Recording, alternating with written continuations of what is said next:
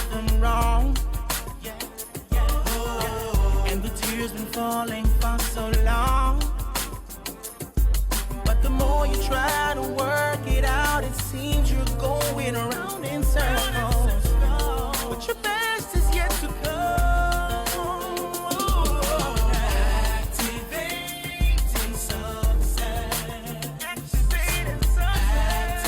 Activating success. Activating success. Welcome to a new and inspiring episode of Activating Success. Today is a new day. Get excited about your life. It doesn't matter what you're going through right now. It is possible to be celebrated. It is possible to be whoever you want to be.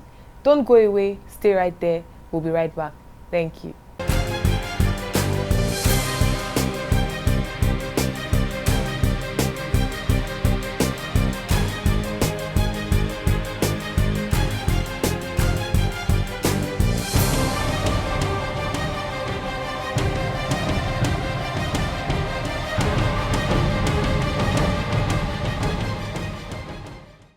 And now, Activating Success with Love Idoko.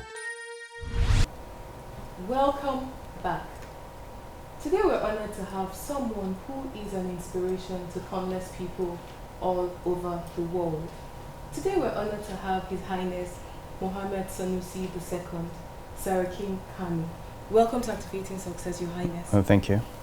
This is Activating Success. I would start by asking, are there shortcuts to success? Very difficult to say. I don't think there are. I think you certainly you do need a good dose of luck sometimes. You do all the right things and you happen to be in the right place at the right time.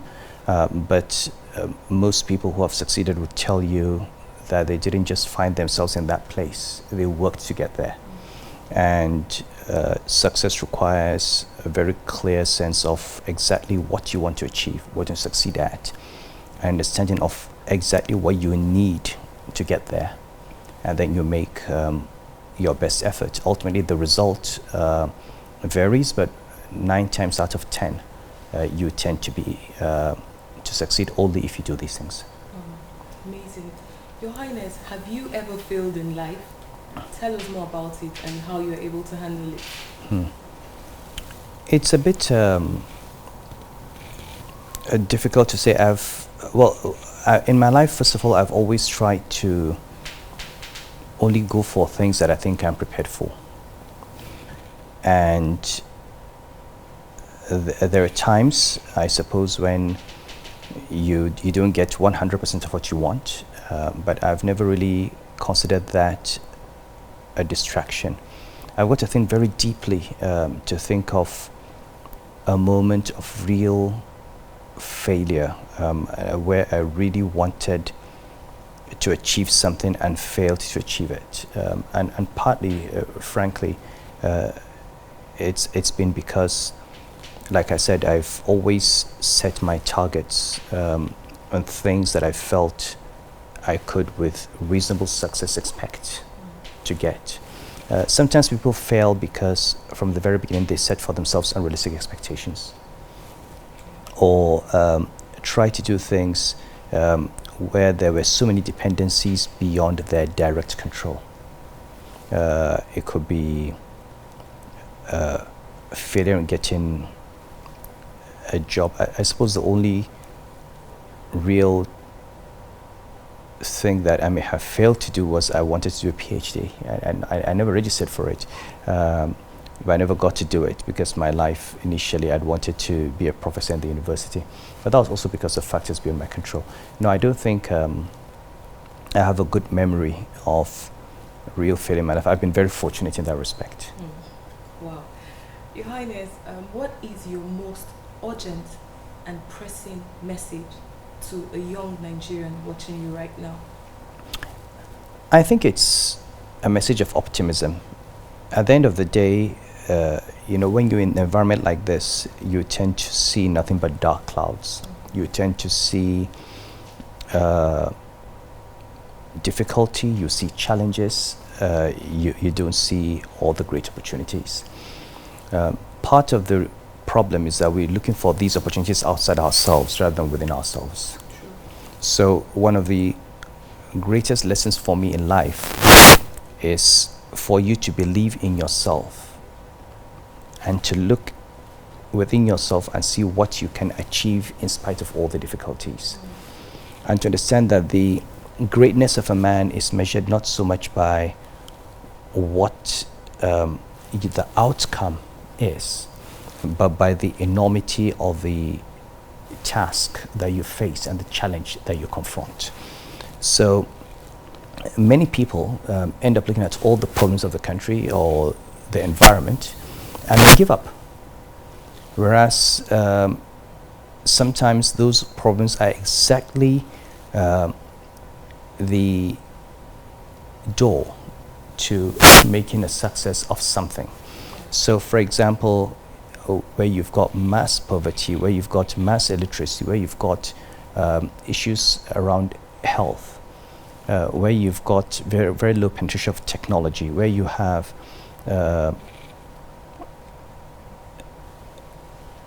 insecurity.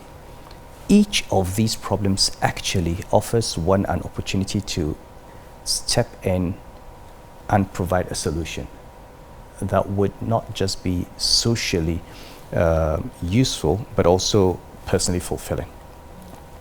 Why don't we set our minds to how do you deal with the out-of-school children problem?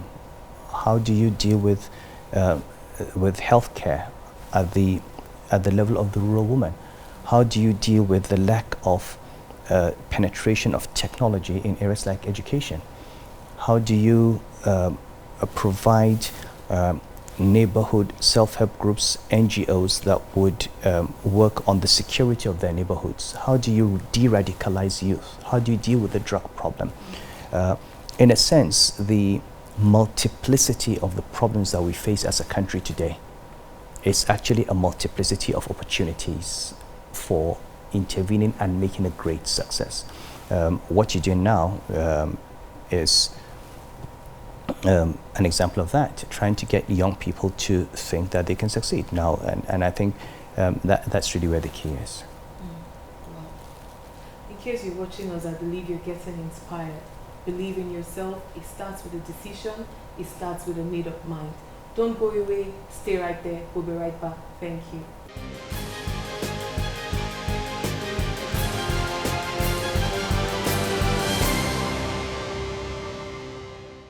Hello, friend. I'm Mike Murdoch. Keep watching Activating Success with my wonderful, wonderful friend, Love Idoko. This is Bishop Noel Jones, and I want you to continue watching Activate Success with Love Idoko. Welcome back. In case you just tuned in, this is Activating Success with Love Idoko, and we have been speaking with His Highness Mohammed Sanusi II, Sarakin Kano. Thank you so much, Your Highness. Thank you. A lot of young people are talented. John Maxwell says that talent is not enough. Talent is as cheap as table salt. But the difference between a talented person and a successful person is how they maximize their time. What do you have to say to young Nigerians who are talented but have decided not to maximize their potentials because of distractions and various other things?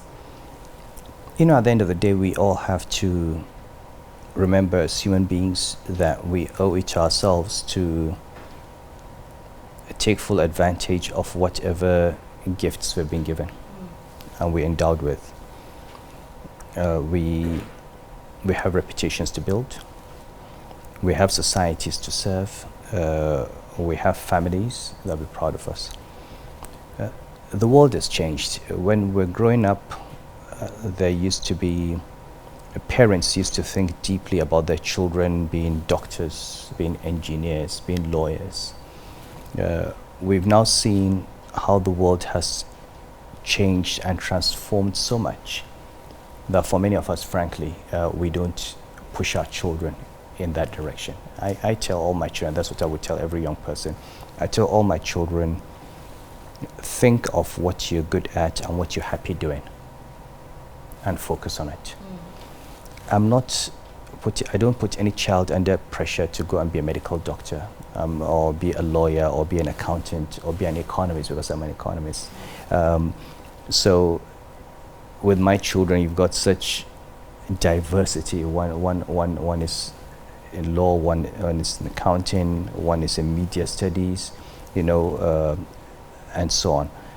I say, look, if what you feel happy doing and what you're good at is Hausa language, I would rather have a child that gets a first-class degree in Hausa than one who gets me a third-class degree in medicine or law. And I think this is really what goes to the heart of what you say.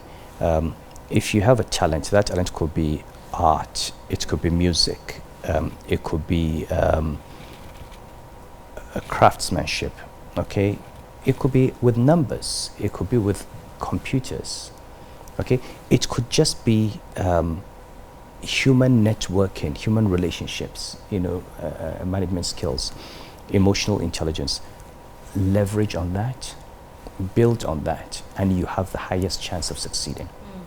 But also define for yourself a narrow range of objectives. There are 101 problems in the world. My father said that to me, I remember, and this is one of the most effective things I've held onto throughout my life. My father said to me once, as a teenager, you have 100 things you want to do in the world. Focus on 2-3 things that you will hold on to consistently. And he said you'd be surprised, and they could be very simple things. He gave me a simple example. He said, let's say you just said to yourself, look, whenever I give an appointment, I will not be 1 minute late. That is a difficult thing to do. But what happens is, if you stick to that, even after your death, if people don't remember anything about you, they will remember that that man was known for never being late for a meeting. Okay? Or something very mundane. Let's say you decided that you would wear only sparkling white and very clean. If people remember nothing about you, remember that you're always dressed in white and always impeccably dressed.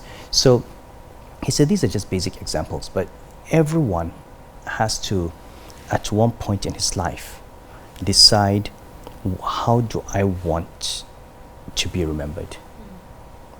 Is it as someone who devoted his life to the poor? Is it as somebody who always spoke truth to power? Is it as somebody who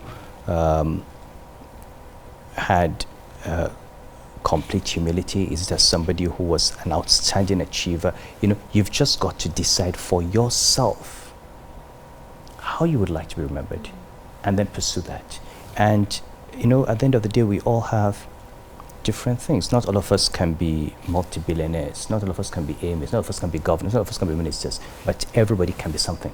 And I think for me, the appreciation of the importance of each and every talent, no matter how small, and the realization that what you make of it as an individual is what makes greatness, and really there's the greatness about ordinary people doing extraordinary things. I think that is what young people need to bear in mind. I'm getting so inspired, Your Highness. Thank you so much. Thank you. Finally, somebody is watching you right now who is frustrated about life, who is confused, who needs a push to get to the next level.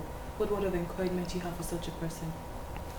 I think the first thing is to remember that everybody goes through frustrations. These frustrations are not necessarily the same. Somebody has frustration because there is no money, there's got financial difficulties. Someone is frustrated because he's lost his parents and he's struggling. Somebody's frustrated because he's having family issues at home.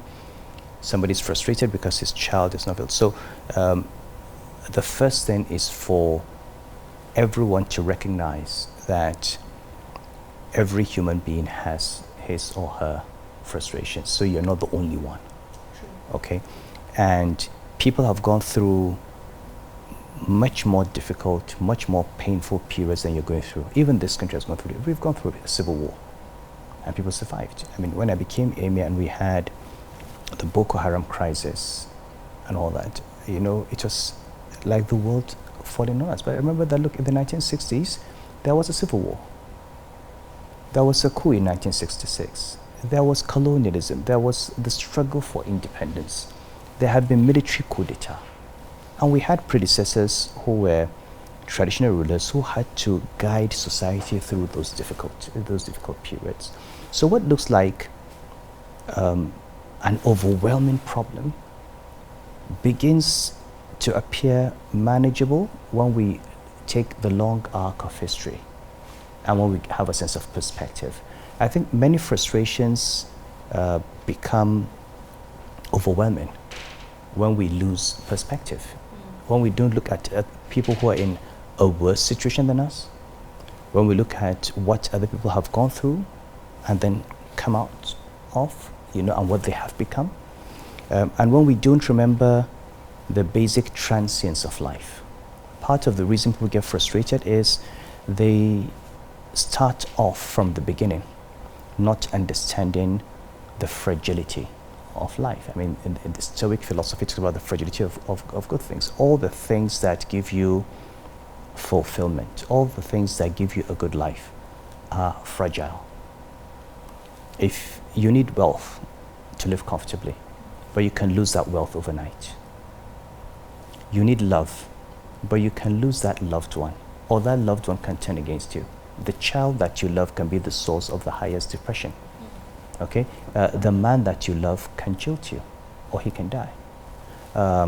So, understanding life itself is fragile. Understanding that the good life is fragile, and always bearing that in mind allows us to cope with frustrations and bad times. You're in a position today, you will not be there forever. Okay, you could leave it, or you could die and leave it. So, I think a lack of perspective is part of what gets people into deep frustrations and deep depressions. Also, the fact that one thing that frustrates you might not be as critical and important and life-changing as maybe you've just attached some importance to it and significance that's totally unnecessary. There could be other things that are far more important, and you could just drop it and move on. And I think I don't have a specific case in mind, but these are the general rules that I think people need to apply to every situation. It could be a friend turning against you. It could be a business opportunity being missed.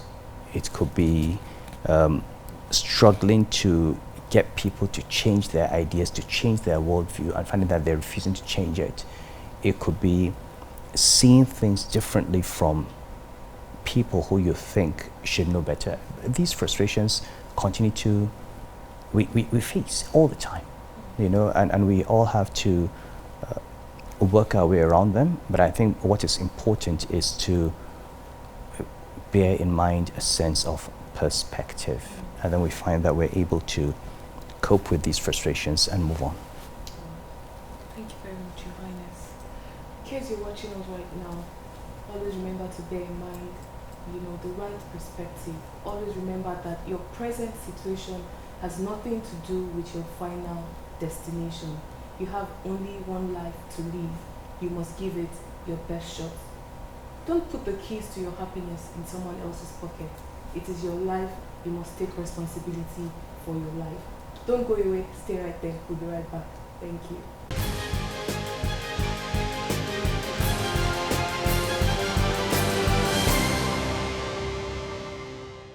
Hi, my name is Shaka Pia. My name is Desmond Elliott. You're looking for a world-class venue For your conferences, weddings seminars, dinners, and weddings. in Makurdi, Benue State, you finally found one. The Dream Center. That's your perfect choice. Everything events.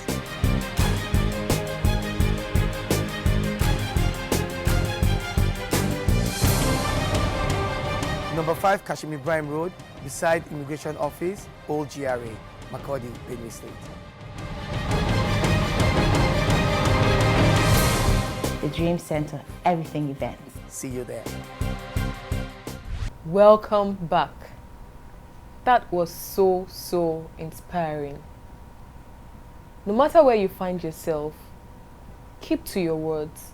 Do what you say you will do. People should be able to remember you for being someone who has integrity. A great man once said that charisma will open doors for you, but only your character will keep those doors open. Join us same station, same time next week.